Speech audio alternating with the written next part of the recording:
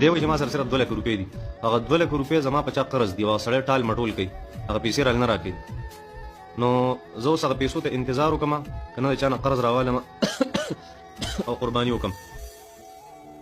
که نه وروسته بیا د دې قضا راوګرځم پیسو ته سبب نه قرض راغستلو ته هم ضرورت نشته او قضا ته هم ضرورت نشته هغه ته ووایه ماله پیسې راکړه هغه پیسې درکړې قرباني پې کوم داسې ورته ووایه پیسې راکړه ماله او زه بیا قرباني کوم که هغه د قربانۍ دپاره پیسې درکړې خو بیا قرباني وکړه چې در نه کړې چېرته نو چا ته طبعا دا هېڅ لازمي نه دي چې ته چا نه قرض راوالې او قرباني وکړي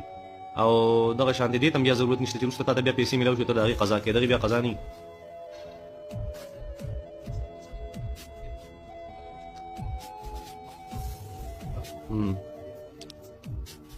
ګوره د قربانۍ نه مخکې دې اعضا به نه استعمالوې